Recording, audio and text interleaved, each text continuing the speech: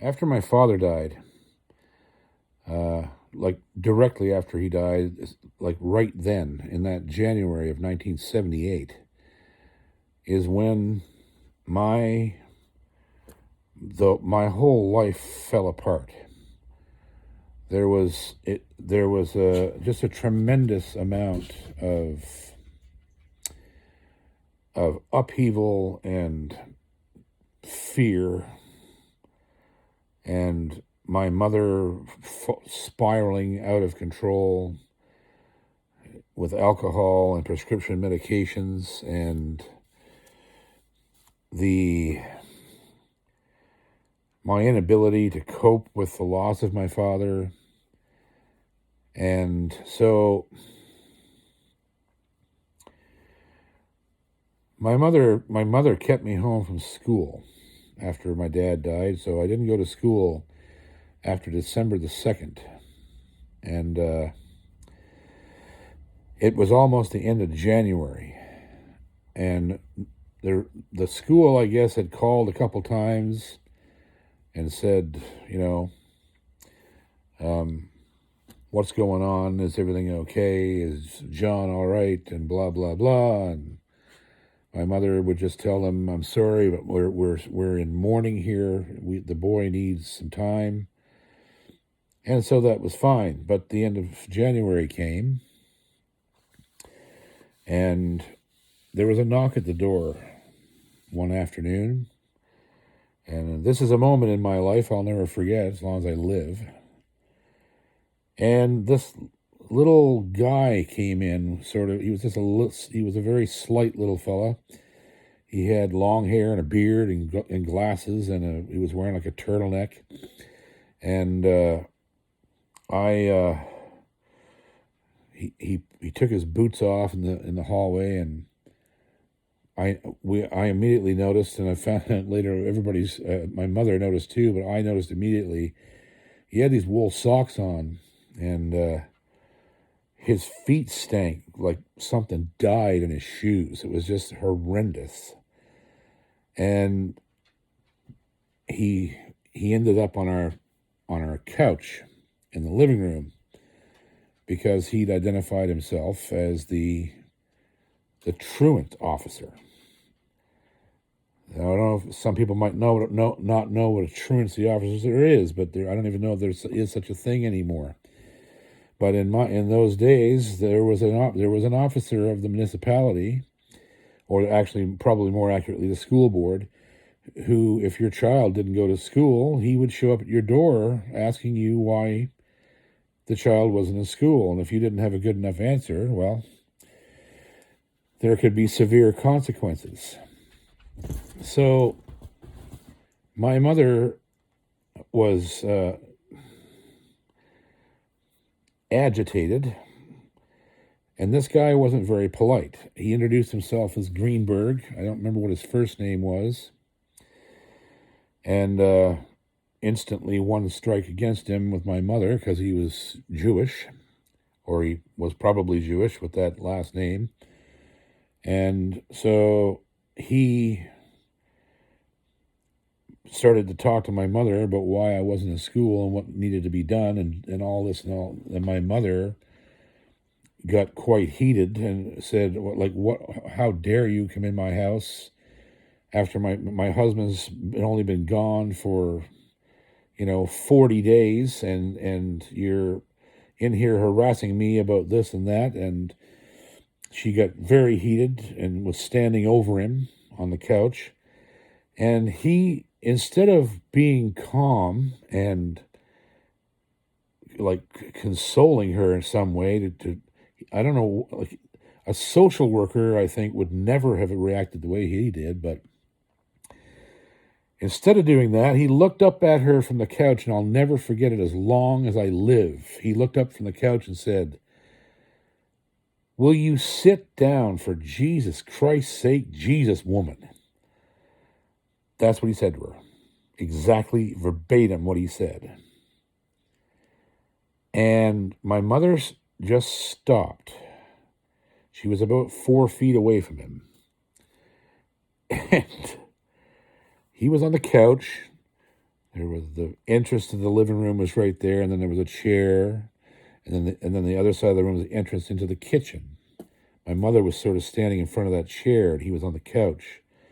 And she said, she just looked at him, very quiet, and she very calmly turned around, walked into the kitchen, and she opened the knife drawer.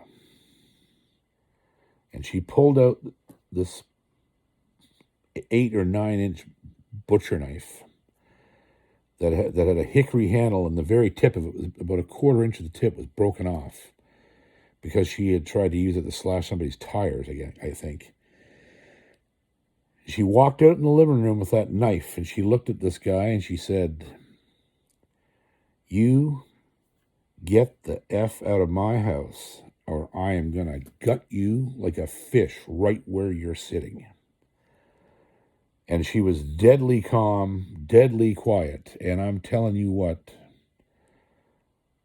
that guy almost shit in his clothes.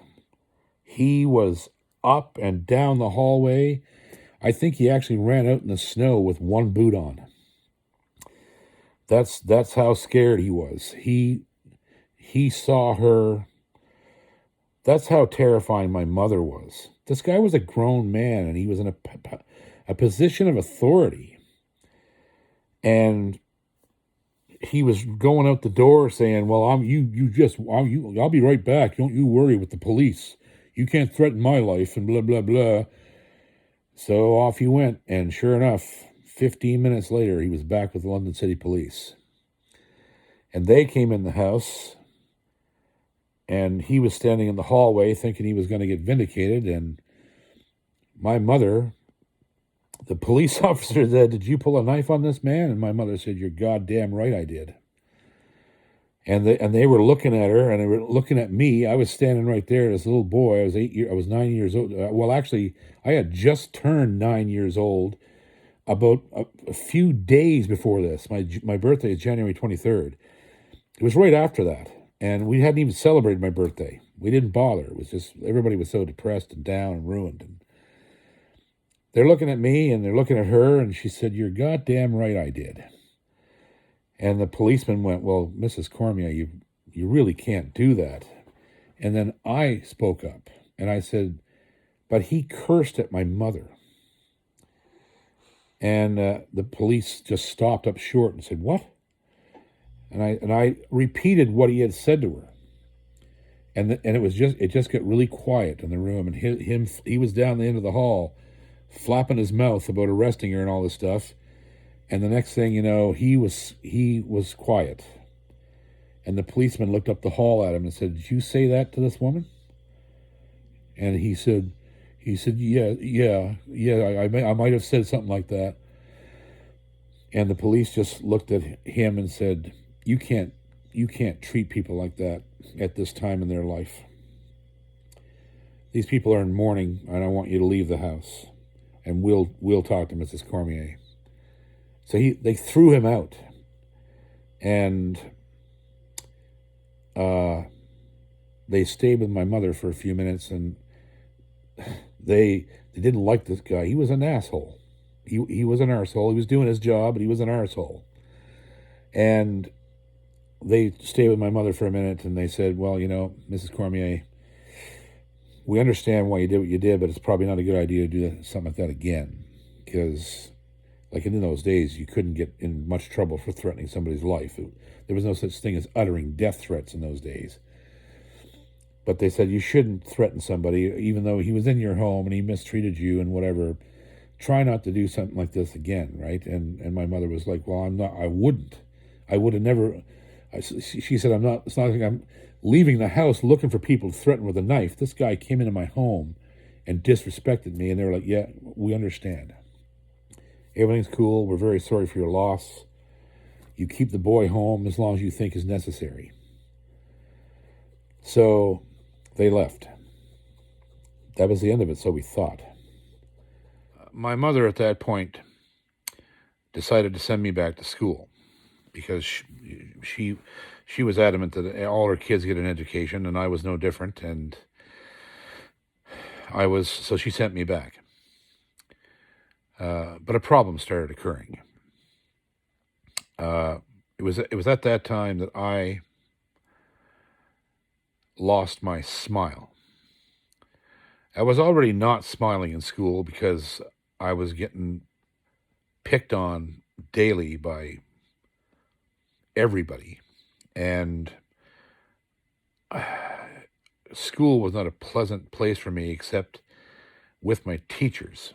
I loved my teachers, and I loved learning, and I loved the concept of school, and it was exciting, but I was getting picked on.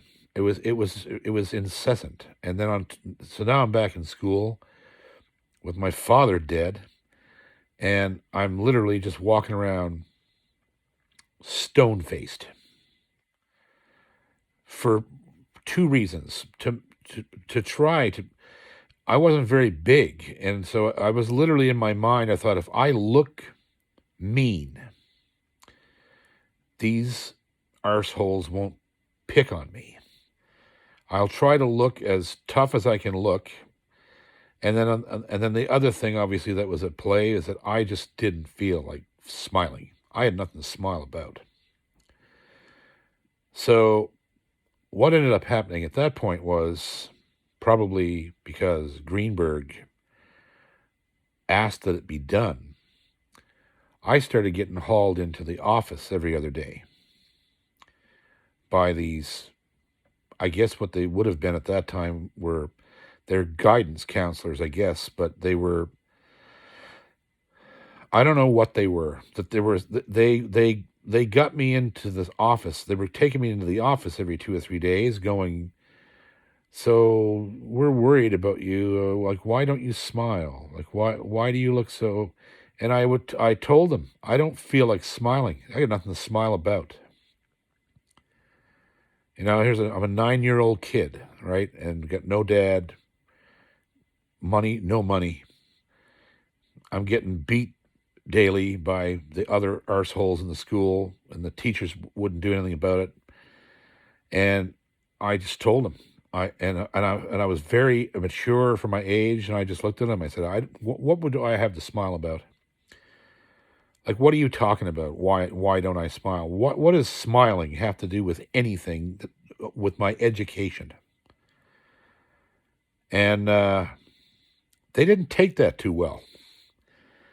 I was combative with them, and I didn't like them, and they knew I didn't like them, and it backfired in a large way. Behind the scenes, this Greenberg character had decided he was going to take revenge on my mother, no matter what it took.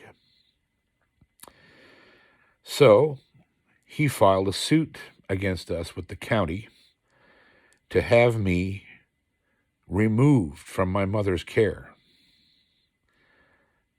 And he used these guidance counselors in the school as witnesses. And so here we are, my mother gets served with these papers that we are to appear in court for a hearing before a judge, whether or not I'm going to get to stay with my mother. Not 3 months after my father's died, the county decides they're taking me away from my mother. So,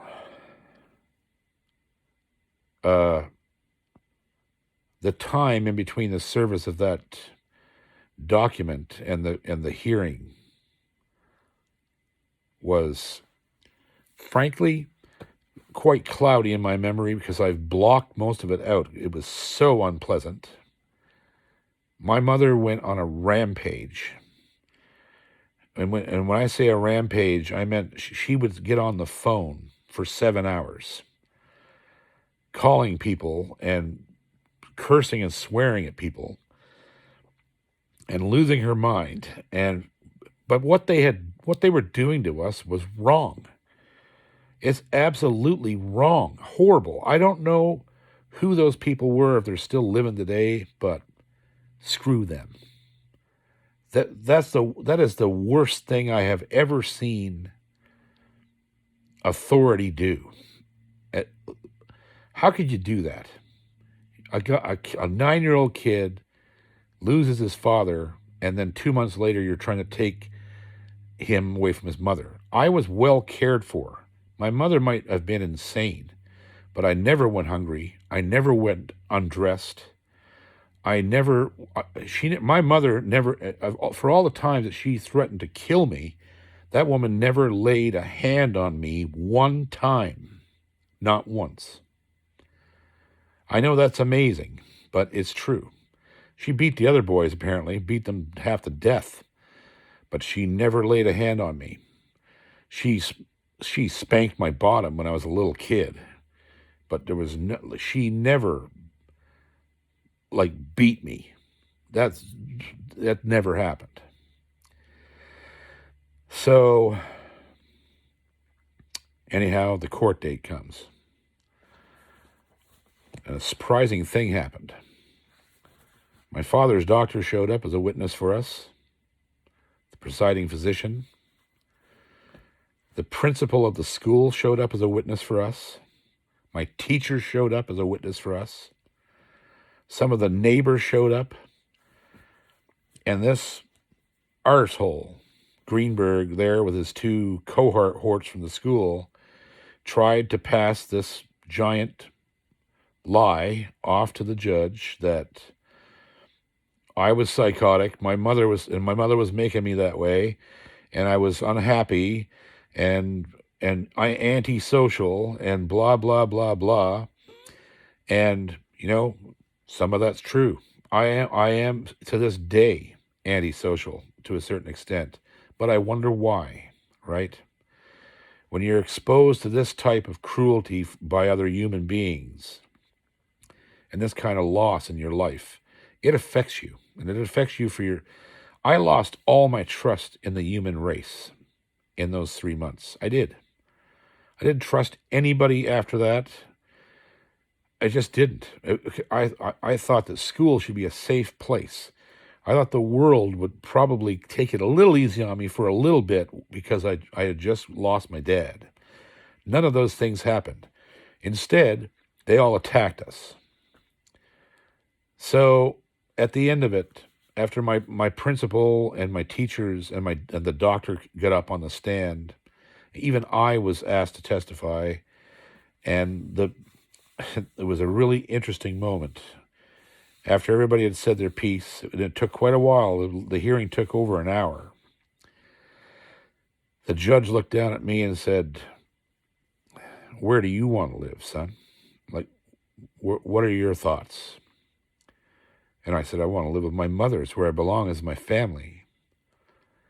And my teachers and the principal had even brought in my creative writing projects that I'd turned in over the years. They kept copies of them because they were so amazed by the content of these things from an 8, 9-year-old kid. The judge had read them, and he said, you're quite a little writer, aren't you? You like to write stories." And I said, "Yes, and I play guitar." And all this stuff come out, and the judge just looked at me, and he said the same thing my father said on his deathbed. He looked down at me and said, "What a smart boy." And the whole courtroom just got deathly silent. And the judge said, "There is absolutely no legal reason to remove this child from his mother." And he chastised Mr. Greenberg and the school board and the 2, whatever the hell they were supposed to be, and said if this child needs another month home to get his act together, send his work home, or let him come to school and unmolested.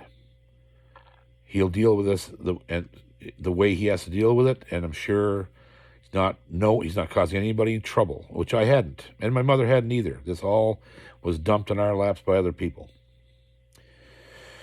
So it's interesting how, obviously, we won the case. We all went home. I went back to school, and things weren't any better. The guidance counselor stopped harassing me, but the kids were still terrorizing me. And doesn't matter. It stopped mattering to me.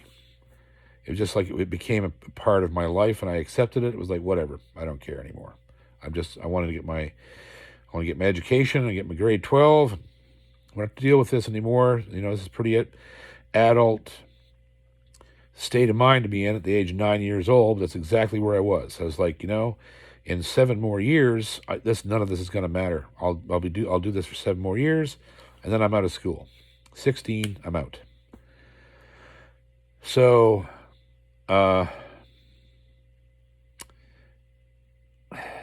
we ended up. I'm not exactly sure where this happened, whether it happened in London or Kitchener. I can't remember, but it wasn't too much longer after this little ordeal that we were approached by some people from a place called the School for Gifted Children, and it was an institution either in London or Kitchener. I can't remember where we were when it happened, but I think it was like a predecessor to the Montessori schools, where these talented kids, either in whatever, mathematics, arts, whatever the hell, would end up at this school, and they were taught completely differently. The arts were stressed, history, like whatever they were. It was a Montessori school, I guess. I think that's what it sort of became. And it was quite a big deal, and they came to my mother, and they said to my mother that I should be going to this school, and that they would give us a scholarship for me to attend this special school. And my mother turned them down. I have no idea what that would have entailed, how that would have changed my life if she had let me go there. I wanted to go there badly. When I heard about this, I was like, my God, yes, when can I go? And my mother said, no, you're not doing it. And I don't know whether it was the fact that she nearly lost me to an outside organization, or whether she just didn't like her control being usurped in any way, or whether she believed, as she often told me, that I should never get a big head or feel I'm better than anybody else and all of this stuff, like humility was important. I don't know what caused her to say no, but I've often thought of that moment many years over my life and wondered what would have happened if I could have gone into an institution like that and studied what I wanted to study from that point in my life, instead of having to go through the public education system, and be tortured for another 7 years and end up, that's another story. It's another video, what happened with all of that. But it often made me wonder. I've often wondered, what that would have been like. And, but that was just a continuation, as 1978 rolled out, things got really strange. So it wasn't long after that we bade farewell to London, Ontario. My mother was angry about everything, and the situation was untenable for me and the school system there. And Bob was living in Kitchener, and so we wanted to be closer to him. And Joe was with us and wasn't too thrilled about his job in London, so we all moved down to Kitchener, or I should say up to Kitchener. It's an hour, I suppose 60 miles away, closer to Toronto. a city I never saw until I was well into my teens.